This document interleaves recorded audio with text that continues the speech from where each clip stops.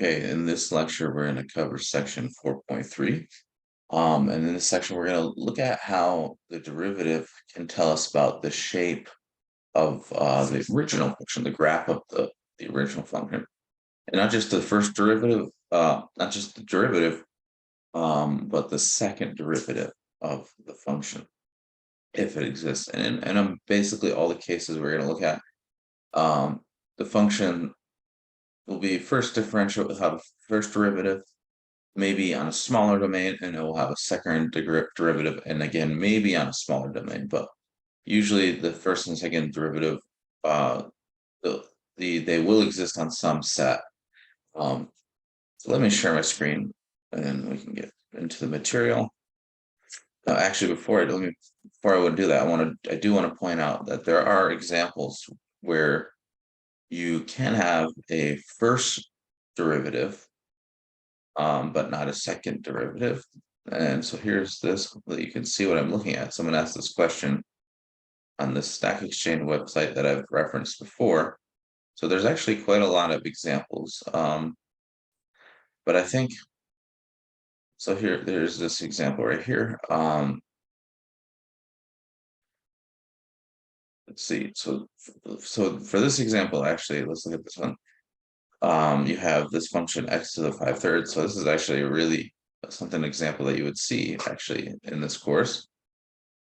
And this is the derivative of that would be x to the 2/3, and so this is also differentiable. This sorry, it has a first derivative. Sorry, let me back up. So you have this function right here, x to the 5/3. It's defined on all real numbers. If you can take the derivative, and this is also defined on all real numbers, the derivative is x to the 2/3. No, it's not actually. It would be, I don't know. Okay, this is a really weird answer. He said, this person says that f prime of x is essentially, this is a terrible answer. Okay, anyways, basically, if you take this derivative right here, x to the 5/3, when you take the derivative, you bring the 5/3 down, and then you subtract 1, so you get 5/3 x to the 2/3. So I don't know why this person just didn't write that down rather than just say the derivative is essentially this. Like, I'll just write the derivative down. It's really easy. So that's the derivative, 5/3 times x to the 2/3, and that exists on the whole real line. Now, if you take the second derivative, you'll have a 5/3 times, and then you bring the 2/3 down, so it would be, I guess, 10 to 5/3 times 2/3, so 10 ninths. No, I can't see it in my head. 5/3. Oh yeah, 5/3 times 2/3 be 10 ninths, and then you reduce the power by 1 to get x to the negative 1/3. Now this is where you lose differentiability on the whole real line. You're not differentiable at 0. But you still have a derivative. It's just not defined on the same domain. And if you look at this one example here, it's the same. So these aren't like the examples that I had in mind. This is the example I had in mind. Technically, we haven't learned integrals, but it's still an interesting example. This one has come up before. This is the Weierstrass function. If you remember, I talked about this. I don't know why I can't move this out of the way. Here we go. This is the Weierstrass function. We talked about this a while ago. So this is a function which is continuous everywhere. It's continuous everywhere, but is differentiable nowhere, which is kind of bizarre. And it's not easy to construct. You have to define it. So the function is defined as this Fourier series. If you go to Calc 2, you'll be able to learn a little bit about how to understand this a little bit better. But it's basically this infinite sum. And if you plot it, it looks something like this. It has this fractal behavior. And the reason why intuitively this is continuous is because you can, in principle, draw the curve without lifting your pencil. But as you notice, as you zoom in on any point, see that it's circled up here, it's zoomed in. It's like infinite craggy. It's not smooth. There's no points where it's smooth, and that's roughly what it means to be differentiable. So the idea is you take this function, so it's continuous but does not have a first derivative. And if you define this other function as this integral, which we're going to learn, this is going to be extremely important. So this is actually a really nice example, and I will probably bring this example up if I remember when we learn about integrals, because this is a really nice example. This is an example when you define capital F of X. So if you say, so you take F of X to be the Weierstrass function. If you take capital F of X to be this integral of the Weierstrass function, this will be differentiable. If you take the integral of a continuous function, it's always differentiable because it turns out that derivatives and integrals are inverses of each other, but it is not going to be twice differentiable. So you will take a first derivative, and when you take the derivative of this, you get the Weierstrass function back. But we know that this is not differentiable, so you can't take a second derivative. So you can take a first derivative at capital F of X, but you cannot take a second derivative. So hopefully I remember this, because this is an example. This right here is basically just the fundamental theorem of calculus, which we'll learn in a bit. So this is a really nice example. I'm going to leave this up. So let's get back to 4.3 though. What can we learn about the shape of a function from its first and also second derivative? Well, remember that we know that the derivative tells us one thing. If you set the derivative equal to 0, you can find these critical points. And this is where you could have minimums and maximums at critical points, where the derivative is 0 or does not exist. Not guaranteed to have a minimum or a maximum there, but you could. But let's suppose we have critical point. Let's suppose we have a point where the derivative is 0, and it corresponds to maximum, say. So we have a maximum. So what we have is something like this, say. Let's just draw it. So we got this, and then the curve kind of goes up and it tapers out, and then it goes down maybe. And say we have a critical point here. Slope is 0. So this means, so let's call this C. So we're saying f prime of C is 0. Now let's look at immediately to the left. So first of all, intuitively, well, and we can also prove by definition, that if you're to the left of C, the function is increasing, right? The function is increasing. So over here, we're increasing. And to the right of the critical point, we are decreasing. Okay. Now so we definitely increasing to the left, decreasing to the right. What can we note about the slopes of these tangent lines? Let's use a different color. Notice if you draw a tangent line over here, and then draw some tangent lines over here, the tangent lines to the left of the critical point have positive slope, and the tangent lines to the right have a negative slope. So these are positive slopes, and these are negative slopes. So you can see that in this example, at least, there's this connection between being increasing and having positive slopes of tangent lines. But what does that mean? That means that the derivative is positive, right? Because the derivative tells you the slope of the tangent line. So if you might guess that you might make this conjecture or this guess that f prime being positive means, in fact, is equivalent to maybe even f increasing, and f prime being negative. So in other words, if the slopes are positive, then the function is increasing. If slopes are negative, you might say that's equivalent to saying that f is decreasing. And if that's your guess, you'd actually be right. This example, the phenomenon we're observing in this example, this connection between being increasing and having positive slope or positive derivative, and decreasing, and the connection between being being decreasing and having negative slope or negative derivative is true in general.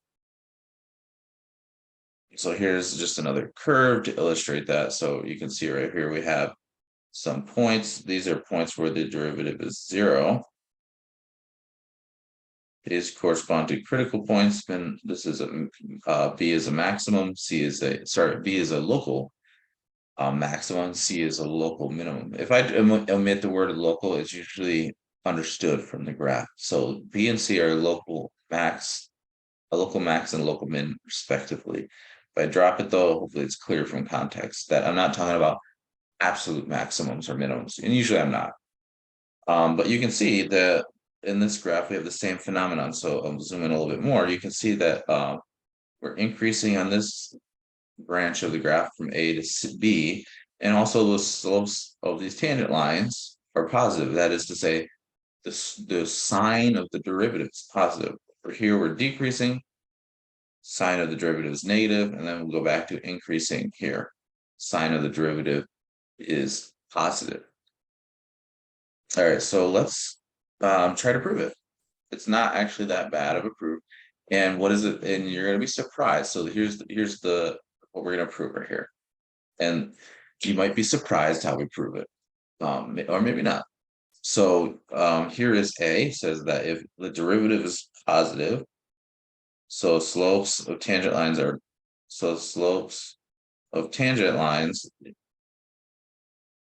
are positive, then f is increasing on that interval. And if your slopes of tangent lines are negative, then you are decreasing. So now let's prove it. And as I said, you might be surprised to learn that the way we prove this is using the mean value theorem. So again, the mean value theorem is this statement about existence. It says that if you take the derivative, hold on, I need to pause for a second. I'm sorry. So let me pause this for a second. Okay, sorry about that. I had to attend to one of the dogs. So let me share my screen. Yeah, all right. So now this is what we're going to prove, and it's going to end up using the mean value theorem. So remember, the mean value theorem says there aren't many hypotheses in that. It says that if you just have a continuous function, or in fact, if you have a continuous function on a closed interval, differentiable function on the open interval, then there is a point in that interval, call it C, where the derivative is the f prime of C is equal to the average rate of change for that interval. Let me pull that up just so you can see that again. So we have the mean value theorem. So this is what that says. So I'll give you a second to read it, and we're going to use this part right here. We want to use this part right there. So that's what that says. So let's go back down here, and it's going to end up, and let me go back to this. So what this says is that we don't know what this number, we don't know what this number C is that satisfies this equation. But the fact that the mere fact that it exists has a lot of useful consequences. And we're going to see one of those. We've seen some already. Like we saw, let's see, where is it? This theorem right here about this theorem right here, theorem 5, and then corollary 7. These are really useful. But then here's another theorem, which is application, and it's very useful. So here's the idea. So we're going to just prove A, and we're just going to prove statement A, and statement B is essentially the same. So we're going to take x1 and x2, and they're going to be in the interval. And we're just going to assume that x1 is less than x2. There's no problem. So what we want to show, and so if I give you to show the conclusion, which is to show that f is increasing on this interval, if you start with these points, x1 less than x2, then we want to show that f of x1 is less than f of x2. That's by definition what it means to be increased, remember? So let me write that maybe up here. So f increasing roughly on I, so it means that if x1 less than x2 in I, then f of x1 is less than f of x2. And decreasing essentially means the same thing, except you switch this inequality around. So to prove increasing, we had to take arbitrary points x1 and x2 in the interval, satisfying this, and then we want to argue that. All right, so now we're assuming not only are we assuming that the derivative exists, but we're assuming that it's positive. So we're assuming that the derivative exists and it's positive. So we know it's going to be differentiable. Oh, this is not accurate. It's not accurate to say it's differentiable on this interval. It'll be differential. It's going to be continuous on this interval, but differentiable on x1, x2, the open interval. That's okay though. So this is, I think that's a little mistake by the author. So now we have satisfied the hypotheses of the mean value theorem. So we know there's a number c between x1 and x2 such that this equation holds. Now note, by assumption, this is positive, and because x1 is less than x2, this is positive. So what we can say is that this whole thing, right-hand side, we can say the whole right-hand side is positive. So this is by assumption that this is positive. And so now what we have is that we can say that f of x2 minus f of x1 is greater than 0. So we have this, and we solve for it. We can rewrite the inequality like this. And that's exactly what it means to be increasing. So kind of interesting that you need I mean, maybe you can avoid the mean value theorem. I'm not entirely sure. But as you can see, this is a fairly straightforward proof, and it involves the mean value theorem. So it's a pretty interesting application. So even though you don't know anything about this point right here, C, you do know that the derivative is positive there, and that's enough to get increasing. So pretty interesting proof. And as it says here, part B is proved similarly. So let me open up Paint and let's work through an example in the book. So what we have is, let's see, this is example 1. Oops. So we have f of x is equal to 3x to the 4th. Let me write the whole statement down actually. So we want to find where f of x, this function f of x is equal to 3x to the 4th minus 4x to the 3rd minus 12x squared plus 5 is increasing.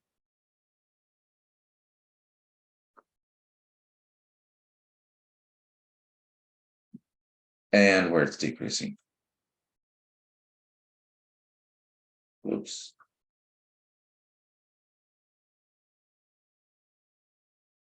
So what we need to do is we need to first differentiate this function and then figure out where's this thing positive, where's this thing negative. So we take the derivative, and it's going to be 12x to the 3rd minus 12x squared, and then minus 24x, 4x. And we can factor out x and a 12. So we can factor out 12x, and what we get is x squared. Wait, this doesn't look right. Wait, hold on. So let's factor out an x squared, sorry. So we get x squared minus x minus 2. Okay, and now so why am I factoring this? Because we want to find the sign of this right here. So we have to set up this sign table, sorry. So we want to factor this into these terms, figure out where we have zeros, This is going to tell us where the critical points are and where we have possibly have minimums and maximums. But it's also going to tell us where is this function positive, where's the derivative positive or negative. So I need to factor this, and it factors as follows. Now, so what we have is, first of all, we have x -1, 0, and 2 are critical points.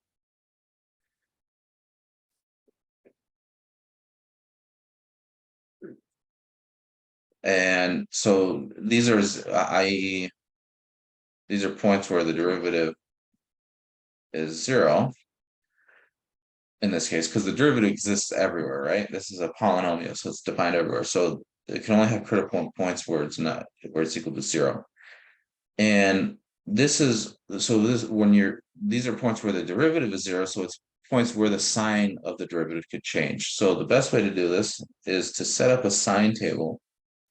This is how I figure out the sign of a function. You can do it however you like, but to me, this is always going to give you the right answer. So we're going to set up our factors. So we have x minus 2, and then x plus 1, and then you have their product. There's a 12. I don't care about the 12 though. The 12 is not going to change the sign of the derivative. It's these variable terms that are. All right, so now we have the signs of our functions, and then we're going to draw like a copy of the real line. And so what we'll have is the zeros. So we'll have -1, 0, and 2. So this is -1, 0, and 2. And then we just want to look at what is the sign of the function on each piece. So we have these 3 intervals. So we have, I don't think I set this table up like I usually do. Anyways, we have these 3 critical points, 3 zeros of the derivative, roots of the derivative, and they're going to divide up the real line into 3 intervals from -infinity to -1, from -1 to 0. Actually, no, 4 different intervals, from 0 to 2, and then 2 to infinity. So we need a test value on each one. So we could take like negative. So this is where -1 is. This is where 0 is. This is 2. So you could take like -2, I guess -1/2, and the interval here 1, and then 3. So we want to plug in these test values and see what sign we get. So again, this is kind of cumbersome. If you have an easier way, as long as it's a valid way and it gets you the right answer, that's fine. This to me is the easiest way. So here you're going to get a negative number when you plug in 2. You're going to get a negative number and a negative. So product of 3 negatives is going to be negative. So this is where it's decreasing. It's a decreasing from -1 to -infinity. When you plug in -1/2, you're going to get negative.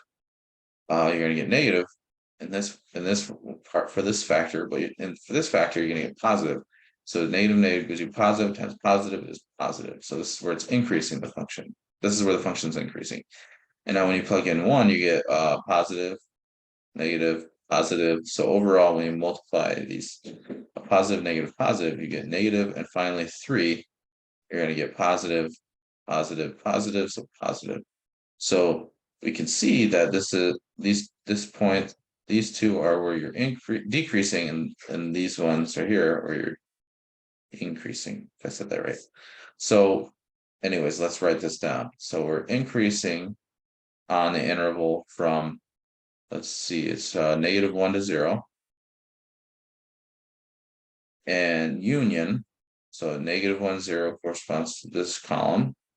Union this other column, which corresponds to 2 to infinity. Let's see if I did that right. Yes. Okay, so the book sets up a similar table. I'll show the table that the book sets up also. So it's decreasing on -infinity, -1, so this column, and then union, the interval corresponding to this column, which is going to be 0 to 2. So increasing here, decreasing here. And actually, this will tell you where you have a minimum, whether or not these points correspond to minimums or maximums. So we're increasing. So this says that at -1, say. Well, let's take, so from the right of -1, we're decreasing, right? And then from to the left of -1, we're increasing. So that should say that x equals 1 is a local maximum. And then for 0, 0 is another critical point. So on the left of 0, we're increasing. And on the right of 0, decreasing. So x equals 0 is a local max. And then finally, at 2, you are to the left of 0, you are decreasing. And then to the right of 0, you are increasing. So x equals 2 should correspond to a local minimum, I think. All right, let me pull up the book because they actually graph it and we can see. And then we can look at the table. So here we have -2. And then I guess we have 0. -2, 0, and then 1, 2, 1, yeah, 2. And I think we're right, actually. Wait, this is -1. Sorry, this is -1, 0, and then this point is 2. Let me see. What was our guess? So yeah. Oh, actually, no, I'm wrong.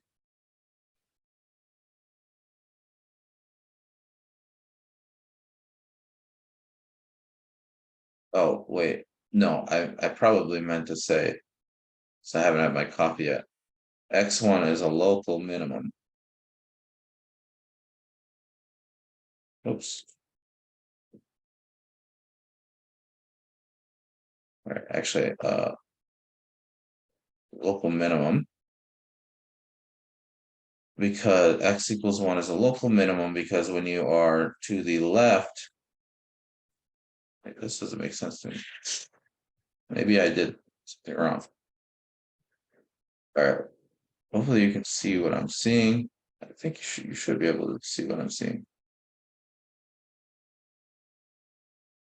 I hope I'm sharing the right screen. So they say you are decreasing. Yeah, so we're decreasing on that interval. We're decreasing, so we're decreasing on the right intervals.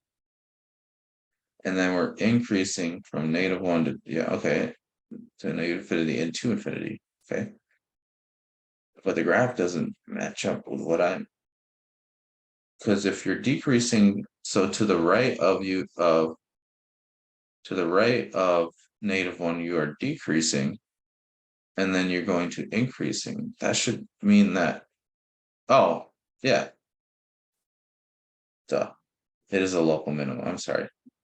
And then 0 is a local max, and we can see that here, this is a local min, local max, and then 2 is another local minimum. All right, so I was right. I don't know why I couldn't see that at first. So we get a local minimum right here, local max, and a local min. All right, and this is the table. If you want to set it up this way, I guess I would definitely recommend. I'm going to say just write down the table, especially for the exam.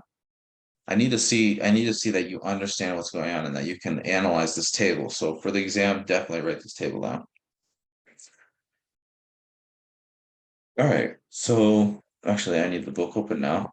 Actually, I need to pause it. I'm sorry, the dog is whining. Okay, sorry about that. Let me share my screen again. All right, so the next thing is we have this test. And actually, I was kind of using this test already. So part of this example wasn't, so for this example, we were just supposed to find where you are increasing and decreasing. That's what this says. But since we were working out, I was like, all right, let's just find the points where you're a minimum and a maximum. And the reason why the first derivative tells you once you know where it's increasing or decreasing, and you have these critical points, you can just conclude that these are minimum or maximum, depending upon whether you're increasing and then decreasing to the right of a point, of a critical point, or you're decreasing and then increasing to the at a critical point. And this is expressed in the so-called first derivative test. And hopefully this makes some sense intuitively. Yeah, so here, there's some pictures. So let's read this. So you have a couple cases. You have that if f changes, so if you have a critical point of a continuous function, and I guess you're assuming that it's differentiable near this point. So if f changes from positive to negative, then that's going to correspond to a local max. If the derivative changes from negative to positive at the critical point, then that critical point corresponds to a local minimum. If you are positive to the left and to the right of C, or you're negative to the left and the right of C, you can't, then it's neither a minimum or maximum. And that would be like, for example, this case right here, where you have the x cubed function. That's terrible. Drawing. Let's see if I can do it again. Something like that. So this is x cubed, and you can see you're increasing. Oops. So that if this is x cubed, then the derivative is 3x squared, and this implies that x0 is a critical point. So 0 is a critical point, but we're in the case where the derivative is positive to the left and the right. That is, we're increasing. Remember, the sign of the derivative just is equivalent to whether you're increasing or decreasing. So if you're positive to the left or the right of C, then that's equivalent to saying that you're increasing around C. That is, you're to the left of C, you're increasing, which in this case is 0. C is equal to 0, and to the right of it, you're increasing. And in that case, you can't tell whether or not it's you just can conclude it is not a minimum or maximum point. But if you, in either of these cases, you can either conclude it's a minimum or maximum. So let's look at why is that true. Well, here's a case where your increase, so in other words, the sign of your derivative is positive, so you're increasing to the left of this critical point C, and you're decreasing. So make sure you get this in your head. There's like multiple interpretations of the derivative. It's this, and it all comes down to really that it's the slope of the tangent lines. And once you realize that, when you have positive slopes, that corresponds, like in this case right here, that corresponds to increasing. When you have negative slopes, that corresponds to decreasing. So what this says is, if you're increasing to the left of a critical point, and then you're decreasing to the right of a critical point, the only way that can happen is like if your curve flattens out, rounds out up here, which means you have a maximum. And the same thing with this case, similar actually, I should say. If you are decreasing, so it's decreasing. Oops, that's supposed to be decreasing. Let me zoom in a little bit. So if you are decreasing, that's what negative derivative says. And you go to increasing, and the only way that can happen is if this point C, at C, you like start to flatten out, you taper out, you this rounds out. So the curve comes down, as it rounds out here, but then you can't just keep going down like this, because you're told that the derivative is going up. I mean, that you're told that the derivative is positive at that point. So you have to start increasing, you have to start curving upwards, and that's going to force you to have a local minimum. And this is the case of like x cubed. These last two ones right here. Oops. This is like x cubed right here. All right, let's see. So now, all right, well, actually, we did this already. So find the local maximum values of the function example 1. So, sorry, we we already saw what those were. So if you're not sure, back up a little bit. Let me pull up the work actually. Um, so here we have that x equals -1 was a local min, x equals 0 is a local max, and x equals 2 is a local min. And that just amounted to looking at these intervals right here where you're increasing and you're decreasing.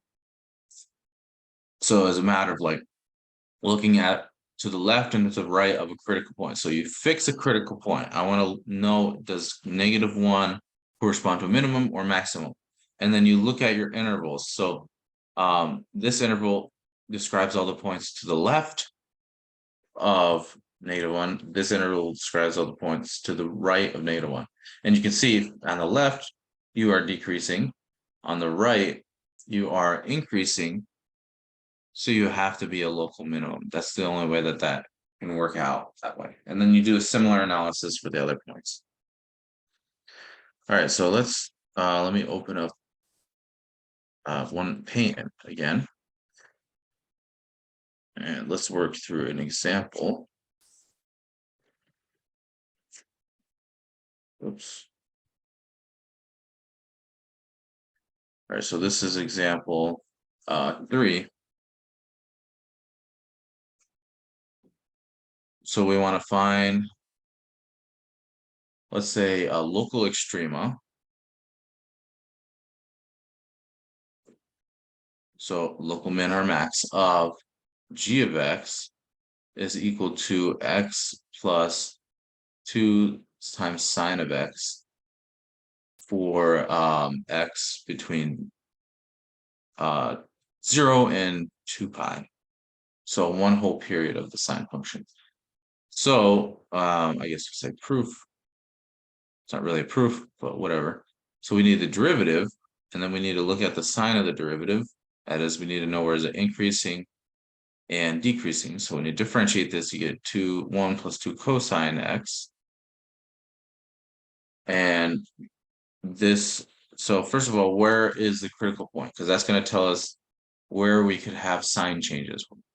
So if we set this equal to 0, that's going to be the same thing as saying that cosine x is equal to -1/2.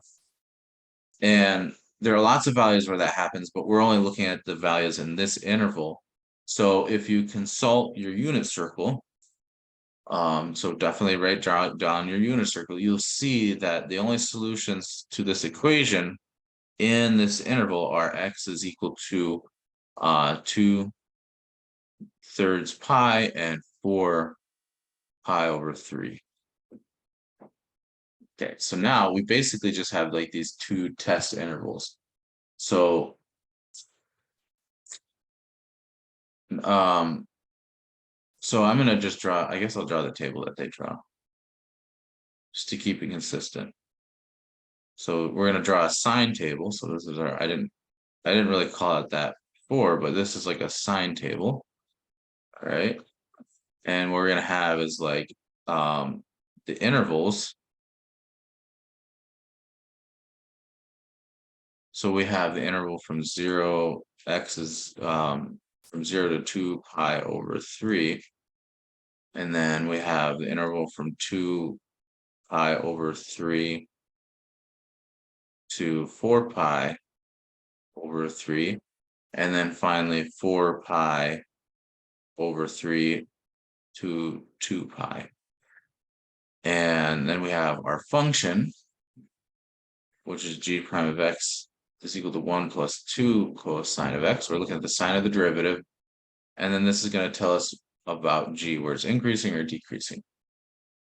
So we need test values, I guess. So a test value from this, let's see, I guess a test value maybe would be like pi over 2. That's an easy one, right? Pi over 2. So pi over 2 should be less than pi over 3, right? Isn't it? Let me see. I can't imagine inequalities in my head really. So let's see. pi over 2 should be less than pi over 3. That's if and only if you get, well, I guess you can cross multiply, so you get 3 pi is less than 4 pi. Yep, that's true. So if this is true, implies that this is true. So that's definitely a test value. For this one, I guess what I would do is pi. That's definitely between those. And for this one, I'd do 3 pi over 2. So now we just need to plug these three test values into our function, the derivative of the function. And if you plug in pi over 2, cosine is 0, so it's 1. So g prime is 1, so that's positive. When you plug in pi, cosine is negative, so you have 1 minus negative 2 is negative. And when you plug in 3 pi over 2, again, cosine is 0. So it's going to be positive. So it's being equal to 1. So it's positive. So this means that we're increasing on the interval 0 to 2 pi over 3. We're decreasing on 2 pi. Oh, this is kind of, I'm not even going to do this. This is annoying. I don't like the way the book is doing it at this point. So I'm just going to say, I'm just going to write the word down and then we'll just work out the intervals. So we're increasing on this interval, we're decreasing because the derivative is negative, and we go back to increasing again because the derivative is positive.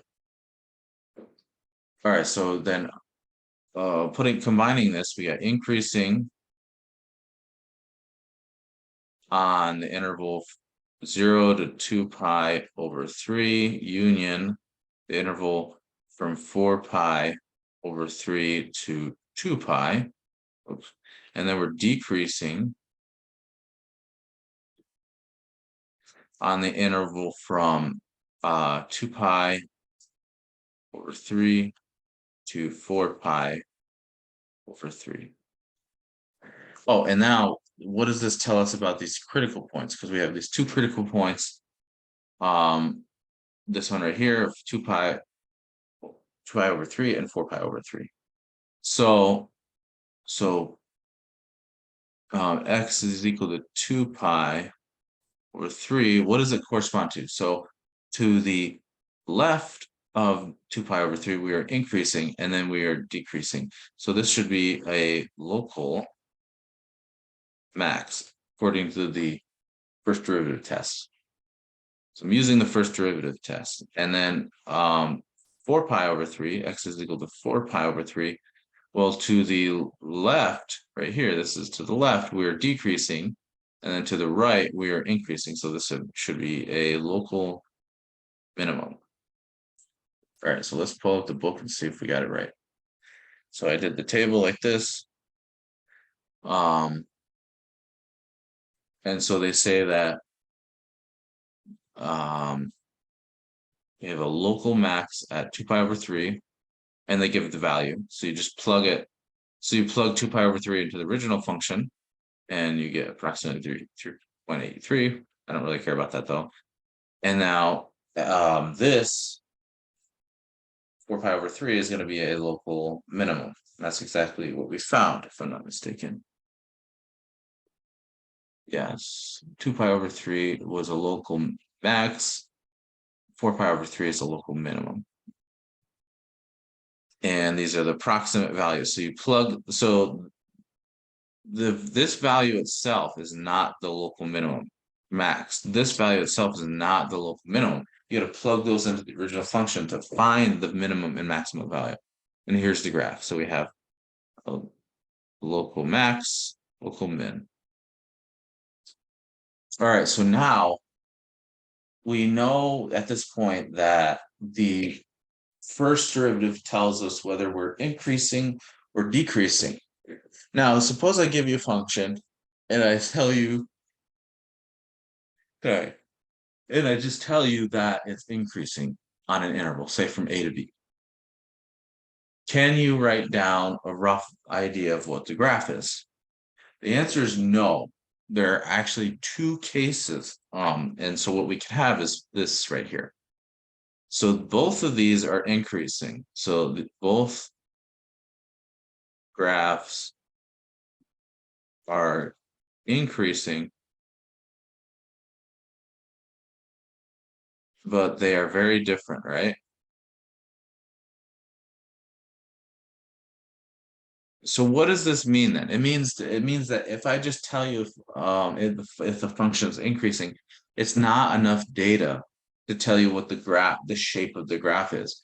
These have different shapes. These have very different shapes still. Um, so this doesn't tell you enough. So the first derivative doesn't tell you enough. It gives you some information about the graph and how to graph it. Like if the derivative is positive, so I give you a function, I say the derivative is positive, and you could say, okay, derivative is increasing. But that's not going to be enough to draw even a rough sketch, right, of the graph. Because look at you can have two different behaviors right here. You can have this right here where it's like curving down, and this is where it's curving up. But it's going to turn out that these are the only types of behaviors you can have, and there is a way to distinguish between these two. And to do that, you need the second derivative. The second derivative is going to be able to tell you whether or not you have this, what's called concave up, this is going to be concave up, or whether you're concave down. So first derivative tells you whether you're increasing or decreasing. This gives you some idea of the graph, but from there you can't uniquely draw it down the graph or even give a rough sketch because you could have these two possible shapes. But if you also know the second derivative, you'd have a better idea even. So the thing to notice, so yeah, in part A, we can say what this is the question now. What distinguishes these two cases? Well, again, it's the tangent lines. It's going to be the tangent lines. So this is going to be our concave up case, and this is going to be our concave down case. And if you notice, the thing that distinguishes the two cases that in the concave up case, the tangent lines at these points lie below below the curve. Whereas in the concave up case, they lie above them. And also notice the value of the slope. These slopes right here are getting steeper, right? So what we can say is that the slopes are increasing, right? But what is that? What does that mean? That means that f prime is an increasing, so that means that, or maybe is equivalent to f prime being an increasing function. But what is that equivalent to? That's equivalent to this derivative of the derivative being positive, right? Remember, the derivative tells you whether you're increasing or decreasing. So if you know the slopes are increasing, that's the same thing as saying that the derivative is increasing. And that's the same thing as saying that the derivative of the derivative, or just f double prime, these are the same thing, is positive. And you're going to have the similar situation over here, I should say. Now, in this case, the slopes are decreasing, right?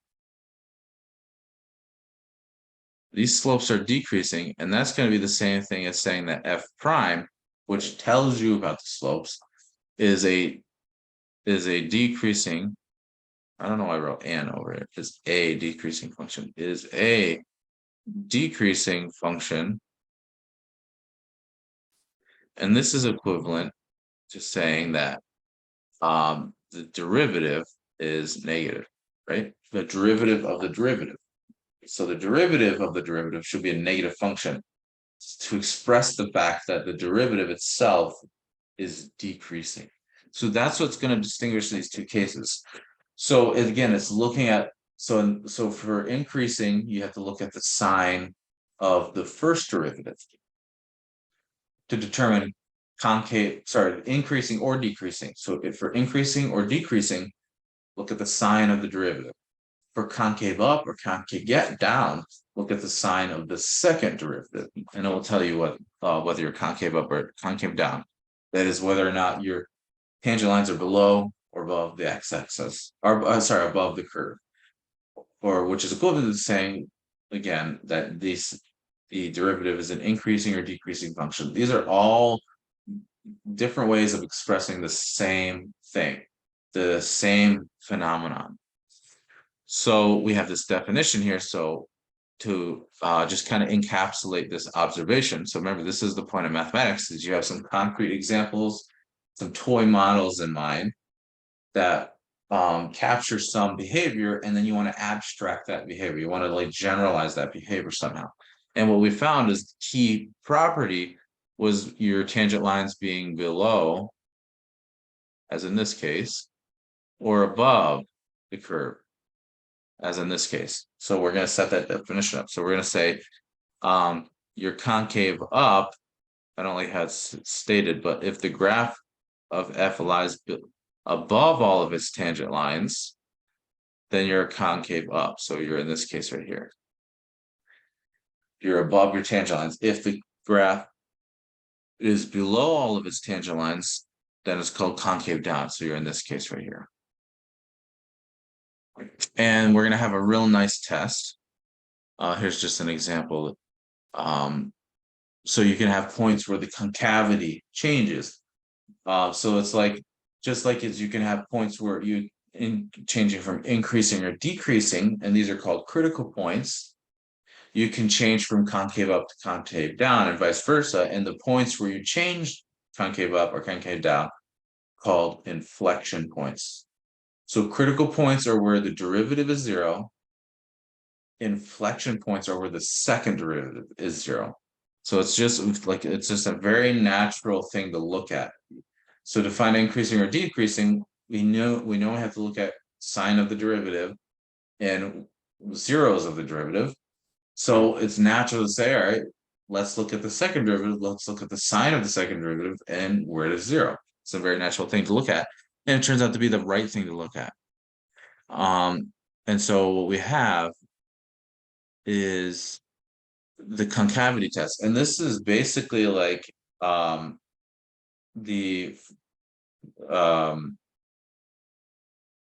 it's basically increasing. It's the same thing as the increasing decreasing theorem. Is that what it was called? What was it all the way up here? Increase is so same.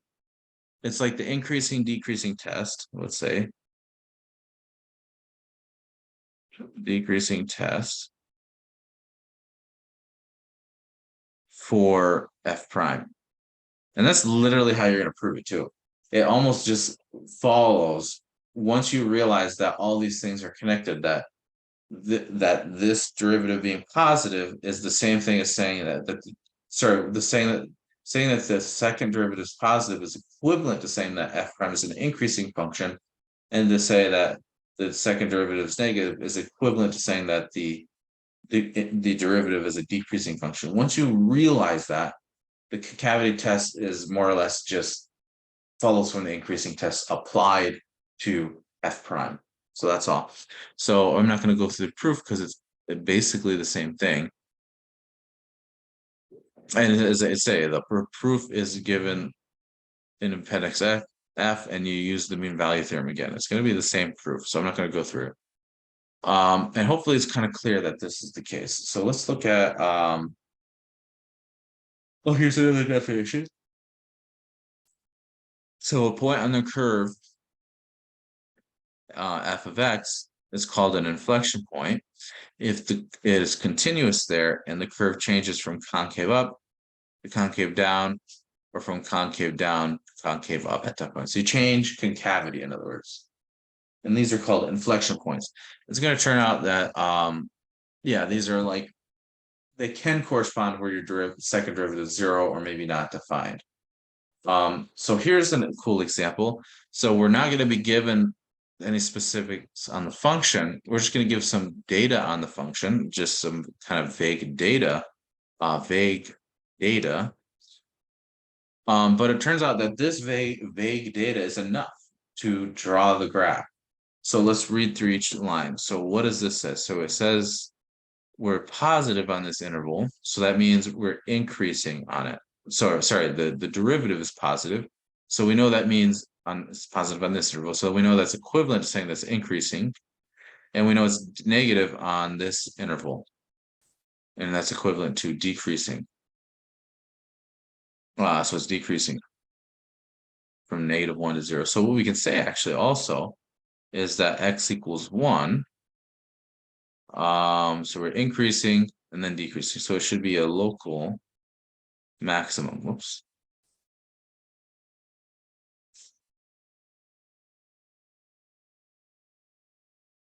So it's a local max. And then, so now we know that just knowing that it's increasing or decreasing is not enough. We need to know about concavity as well. And that's what the second line tells us. So it says it's concave. I always get this, let me make sure it gets right. I think this is concave down on this interval. So let's see. You're concave down. Oh, wait, sorry, you're concave upward. I get it backwards. Sorry. So the second derivative is positive on this interval. So it means you're concave upward on that interval. And you're also concave upward on this interval as well. And then you're concave down on this interval right here. So concave down on that. So this should say, so you go from concave, so it should say that x equal 2 and positive 2 are inflection points. Inflection points. And then we have these last two are about horizontal asymptotes. Because we're taking a limit as x goes to negative infinity and then a limit as x goes to positive infinity. So this tells us about horizontal asymptotes. All right, so let's see if all of this can be put together to get a graph. Okay, so here's the graph, and let's see why is it the right thing to do. So the first thing I like to do when I'm given a problem like this is draw the asymptotes first. It's easy. It's the easiest thing to do. Draw the asymptotes. So we have a horizontal asymptote as y is -2, and then a horizontal asymptote at y is equal to 0. And that's what we have. So it approaches the line y is equal to -2. And then we have this line right here, the x-axis, and it approaches it. It actually goes through it, and that's fine. But then it goes up above the line and gets arbitrarily close to the line y is equal to 0, which is the x-axis. All right, so now what we have is at 1, we have a local max. All right, and that's good. So we can like label this point up here. We have a local maximum, and -2 and +2 are where our inflection changes.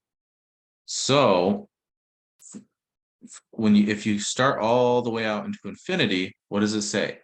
It says that we are increasing from negative infinity to 1. And we see that we're increasing, so it's increasing up to -1. Sorry, 1. And then after that, it's decreasing. So we got the right increasing, decreasing behavior.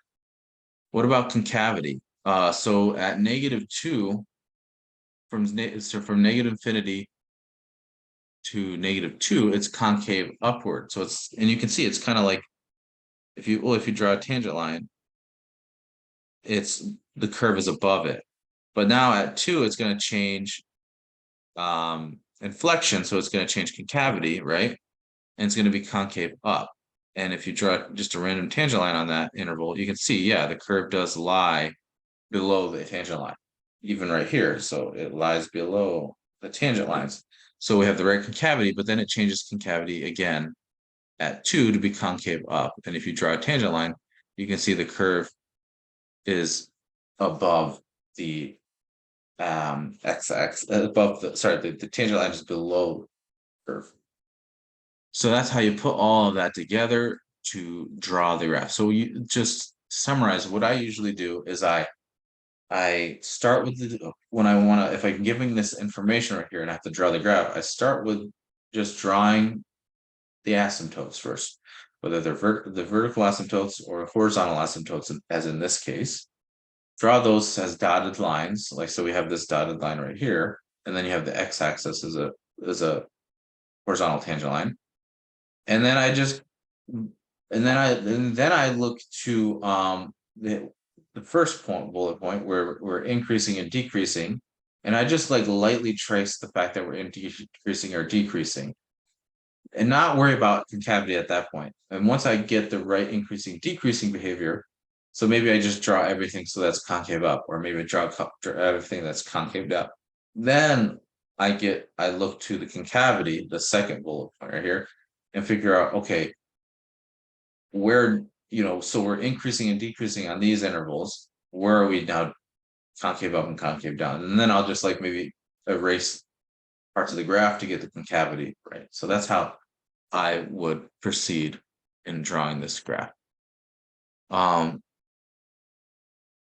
Let's see, what else do we have? Because this is a long section. I think what we'll do, let's see. All right, I guess we'll skip.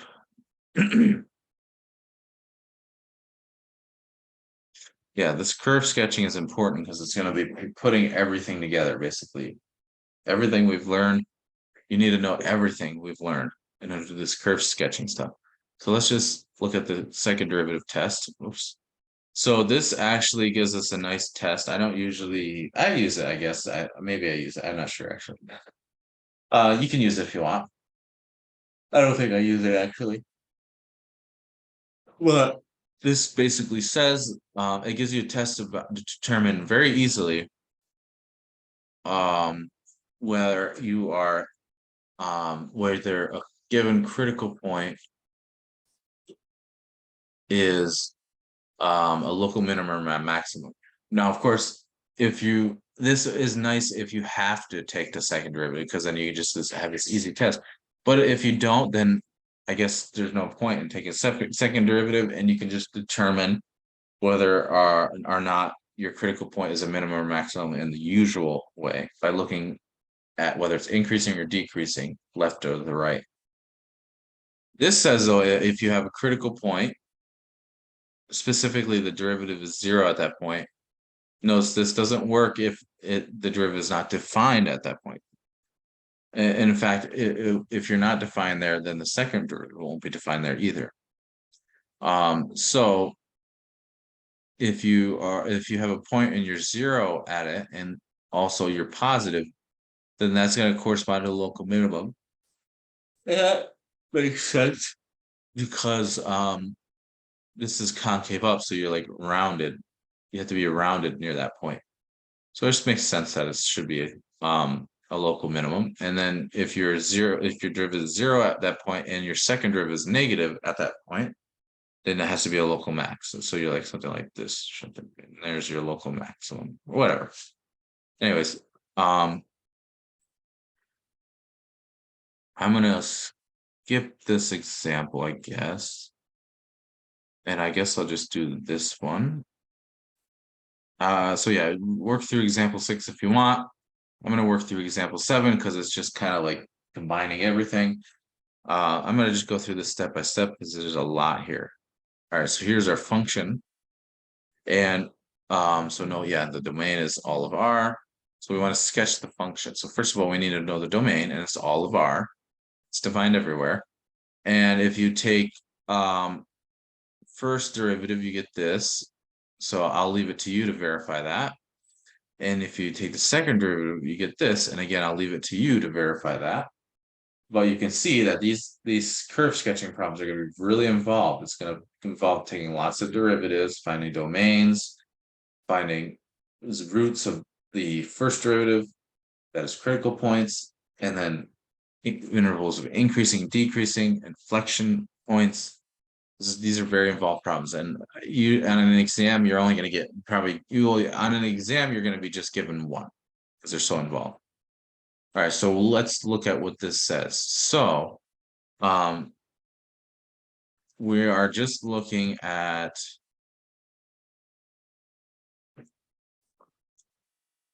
I guess they're not looking at the derivative of the numerator though. Okay, or the second derivative. All right, so we have, we're just looking at the sign of the first derivative, I guess, in this table right here. So we have a couple intervals. We have a couple critical points, right? So what are the critical points? You can write that out at least. They're the points where you're not defined or you're zero. So x equals 4 corresponds to a point where the derivative is 0. X equals 0 corresponds where it does not exist. And then x equals 6 also corresponds to where the derivative does not exist. So we have these three critical points, and it's going to give us 4 intervals. And then we got to take test values. So like, for example, for this one, we could take -1. So if you plug in -1 here, you get a positive number. You get a negative number, positive. So that's going to give you a negative. So you're decreasing.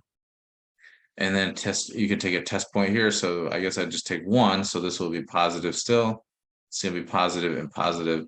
So product of 3 positive numbers is positive. So you're increasing on the interval. Here I'd take 5. So when you plug in 5 to this first one, you get -1. So you get negative. This would be positive. This is still positive. So negative, positive, positive gives you negative. So you're decreasing. And then take x to be 7. So you plug in 7 here, you get negative, positive, positive. So negative, positive, positive is negative. So you're decreasing. So you're actually really mostly just decreasing everywhere. Just on this small interval from 0 to 4, you're increasing. Now we can figure out whether or not these correspond. So now the question is, are local min or max? So now we know we're increasing and decreasing, so we can find out what these points correspond to. So we have 0. So at 0, you are to the left of it, you are decreasing, and then you are increasing. So it should be a minimum, and that's what we get. So f of 0, which is actually just 0 in this case, is a local minimum. So you plug 0 into the original function, and you get 0. So it's a local minimum. And now for 4, you are increasing to the right of it, left of it, and then you're decreasing. So f of 4 should be a local maximum, and it is. And now for the last point, 6, to the left of 6, you are decreasing, and then to the right of 6, you are decreasing. So it's not, so the sign, the derivative does not change at 6, so there it is not a maximum or a minimum. Now, what about the function? So this is terrible. I would have just set up a sine table. Just set up a sine table for the derivative, because that's just too much to keep track of in your head. What does it say though? So note that this is, yeah, okay, this is, oh, okay, actually this is not bad. Now I see why they didn't set up a sine table. So this is always positive, right? So what is x to the 4/3? It is the cube root of x all to the 4th. And if you take anything to the 4th power, it's always positive. So if you look to the second derivative, this factor right here is always positive. There's always this negative here you got to keep track of. And so really the only thing is that you have to keep track of is this factor right here. What's the sign of this? And so that could change at 6. So you got to look at to the left and the right of 6 and see what you're positive, whether you're positive or negative. So it says that if, well, and you have to look at 0. Sorry. So you need to look at the sign of this factor right here around 0 and 6. But I guess when you are negative, let's see. That's going to be positive. We have if x is if x is negative, then 6 minus x is positive, and then 5/3 root is to the 5/3 power is positive, but you have a negative in the numerator, so it's going to be negative. So remember, keep track of that negative in that numerator.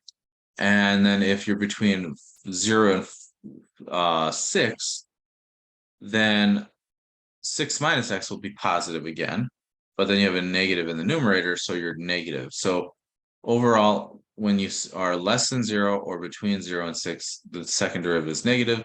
So that means it is concave downward on these intervals.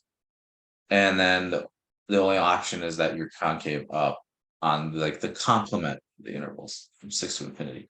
So you have an inflection point at 6 because you go from being concave down on the left to concave up on the right. So, and if you plug the 6 into the function, yeah, you get 0. So 6 comma 0 is a point on the curve, and that's where it changes concavity. And this is what the function looks like. So using all the information we got from the function about this first and second derivative, we can sketch it. The curve has no vertical tangents, or it has a vertical tangent at this point and this point. Not sure exactly why. Oh, probably because it's not defined there, and I guess that's why. Fine. Okay. Anyways, so here is the point. So you can see it's concave up, concave up, concave up. You just draw random tangent lines. You can see the graph lies below.